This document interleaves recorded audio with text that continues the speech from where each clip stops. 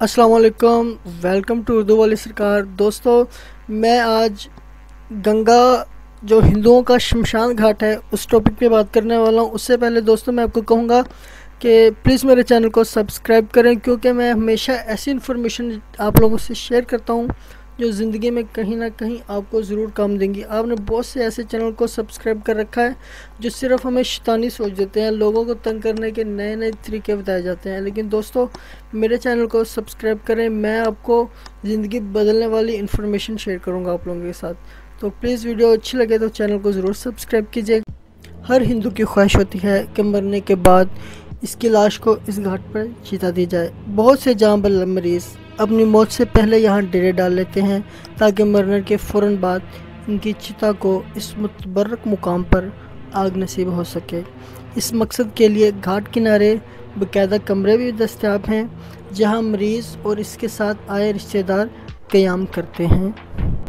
बनारस के मुख्तलिफ़ घाटों पर रोज़ाना तकरीबन 100 चिताओं को आग लगाई जाती है, जहां हर वक्त जले गोश्त की चिराग फैली रहती है।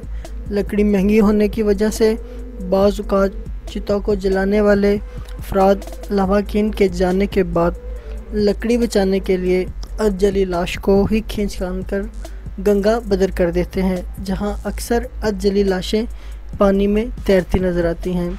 बाज़ औक़ात किनारे से लग जाने वाली लाशों को कुत्ते खाते हैं।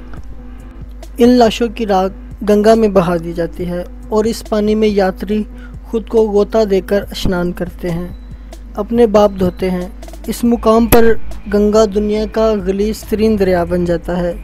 बनारस के ये चिता घाट ज़मीन पर जहन्नम का मंजर पेश करते हैं, जहाँ कहीं अर्थियाँ पड़ी होती हैं तो कहीं चिता में मुर्दे की लाश आग से अकड़ रही हो।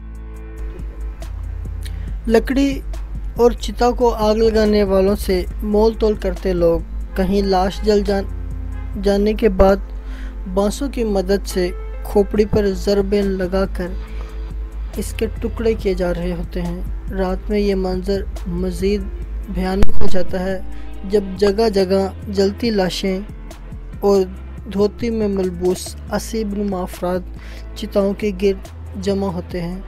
हर तरफ राख, कोयले, आग, कीचड़ और बदबू का राज होता है।